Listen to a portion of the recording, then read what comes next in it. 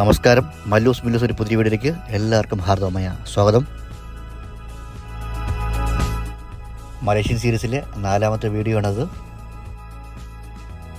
നമ്മൾ ഇപ്പോൾ എത്തിയിരിക്കുന്നത് ക്വാലലംപൂരിൽ തന്നെയുള്ള ഫ്രീഡം സ്ക്വയറിലാണ്.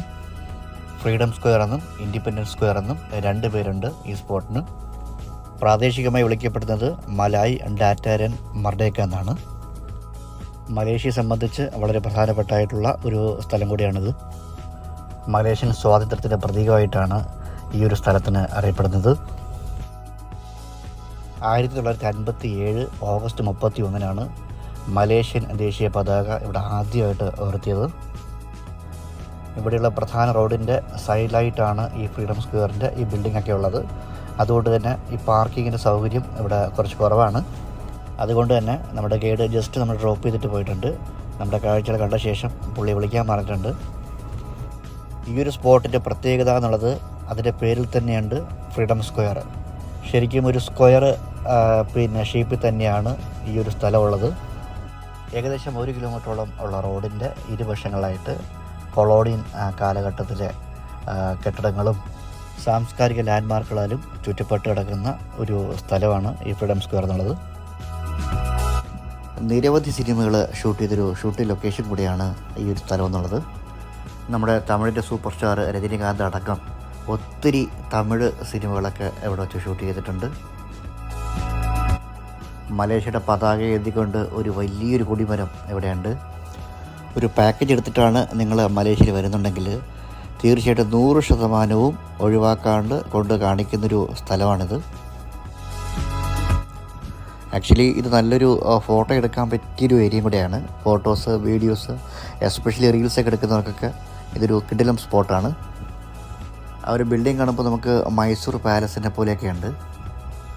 ഭയങ്കര ചൂടുണ്ട് നടക്കുമ്പോൾ. ശരിക്കും നമ്മൾ പിന്നെ ഈ കാഴ്ചകൾ കണ്ടു പോകുമ്പോഴത്തേക്കും അധികം അറിയുന്നതേ ഉള്ളൂ. നമ്മൾ റോഡിൻ്റെ ലെഫ്റ്റ് സൈഡിൽ കൂടിയാണ് പോകുന്നത്. റൈറ്റ് സൈഡ് നമ്മൾ പോകുന്നില്ല. റൈറ്റ് സൈഡാണ് ആ ബിൽഡിങ്ങൊക്കെ ഉള്ളത്. നമ്മുടെ ഇടതുവശത്ത് മൊത്തം ഈ ഫ്ലാഗുകൾ വെച്ചിട്ടുണ്ട്, നിരനിരയായിട്ടുണ്ട്. അപ്പോൾ അതിൽ മലേഷ്യൻ ദേശീയ പതാകയുണ്ട്, ഈ കോലലംപൂരിൻ്റെ പതാകയുണ്ട്. ആക്ച്വലി വലതുവശത്തുള്ള ആ ബിൽഡിങ്ങിലോട്ട് ആരും പോകുന്നുണ്ടായിരുന്നില്ല. അപ്പോൾ ഞങ്ങൾ വിചാരിച്ചു അവിടെ റെസ്ട്രിക്ഷൻ എന്തെങ്കിലും ഉണ്ടാവുമെന്ന് വിചാരിച്ചിട്ടുണ്ടായിരുന്നു. ബട്ട് അവിടെ കൺസ്ട്രക്ഷൻ നടന്നുകൊണ്ടിരിക്കുകയാണ്. അറ്റകുറ്റപ്പണികൾ കാരണമാണ് അവിടെ ഒക്കെ പോകാൻ പറ്റാത്തത്. നല്ലൊരു ഗാർഡൻ ഉണ്ട് ഇവിടെ. ഞാൻ നേരത്തെ പറഞ്ഞ മാതിരി വെയിലില്ലാന്നുണ്ടെങ്കിൽ നമുക്കിവിടെ കുറച്ച് നേരം ഇരിക്കുകയായിരുന്നു. പക്ഷേ ഭയങ്കര വെയിലാണ്.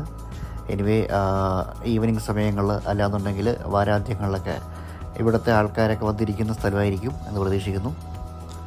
നമ്മുടെ ലൂക്ക അങ്ങനെ ഫ്രീഡം സ്ക്വയറിൻ്റെ സൗന്ദര്യം ഇങ്ങനെ ആസ്വദിച്ചുകൊണ്ടങ്ങ് ഇരിക്കുകയാണ്. ആ കുടയുള്ളതുകൊണ്ട് ആക്ച്വലി ഞാൻ അനുഭവിക്കുന്ന ഈ ചൂടൊന്നും അവരറിയുന്നില്ല. നല്ല രസമില്ലേ കാണുവാനായിട്ട്. അതായത് ആ ബിൽഡിങ്ങും ആ പച്ചപ്പും കൂടെ ആയപ്പോഴത്തേക്കും ഭയങ്കര രസമുണ്ട്. എന്നെ സംബന്ധിച്ച് ഈ സ്പോട്ടിനെ കുറിച്ച് പറയാനുള്ളത് ഒത്തിരി കൊളോണിയൻ സ്റ്റൈലിലും ബിൽഡിങ്ങുകളൊക്കെ കാണാൻ പറ്റുന്നുണ്ട്. ഇത് തന്നെയാണ് ഇവിടുത്തെ ഏറ്റവും വലിയ ഹൈലൈറ്റ് എന്നുള്ളത്. മലേഷ്യയുടെ ഇൻഡിപെൻഡൻസ് ഡേയിൽ ഇവിടെ റോഡെല്ലാം ക്ലോസ് ചെയ്തിട്ട് ഈ ഒരു ഭാഗത്ത് ഭയങ്കര രീതിയിൽ ഇൻഡിപെൻഡൻസ് ഡേ സെലിബ്രേറ്റ് ചെയ്യാറുണ്ട്. ഒരു മുട്ടുപ്പിന് താഴെ വീണാൽ എടുക്കാൻ പറ്റാത്തത്ര ഭയങ്കര തിരക്കുണ്ടാവുമെന്നാണ് ഇവിടെയുള്ള ലോക്കൽ ഞാൻ അന്വേഷിച്ചപ്പോൾ പറഞ്ഞത്. ഈ ഗാർഡൻ്റെ ഒരു ഭാഗത്തായിട്ട് ഒരു സ്ക്രീൻ വെച്ചിട്ടുണ്ട്. ആ സ്ക്രീനിൽ ശരിക്കും മലേഷ്യയുടെ ഫ്ലാഗ് തന്നെയാണ് ഒരു അപ്ലൈ ചെയ്ത് കാണിക്കുന്നത്. ഒരു തൊട്ടുപുറയിൽ കാണുന്ന ആ ഒരു ബിൽഡിങ്ങാണ് മലേഷ്യൻ കോലലംപൂർ ലൈബ്രറി എന്നുള്ളത്.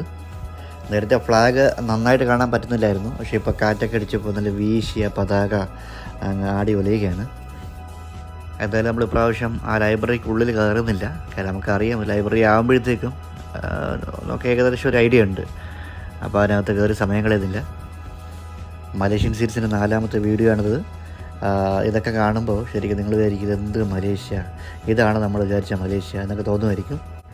സുഹൃത്തുക്കളെ, ഇനിയാണ് ശരിക്കുള്ള മലേഷ്യൻ അടിപൊളി വീഡിയോസ് വരാൻ പോകുന്നത്. ഇനിയും ഈ ചാനൽ സബ്സ്ക്രൈബ് ചെയ്യാത്തവരുണ്ടെന്നുണ്ടെങ്കിൽ തീർച്ചയായിട്ടും സബ്സ്ക്രൈബ് ചെയ്യുക, ലൈക്ക് ചെയ്യുക, ഷെയർ ചെയ്യുക. അടിച്ചുപൊളി പുതിയൊരു വീഡിയോ ആയിട്ട് വീണ്ടും വരുന്നതായിരിക്കും. ബൈ.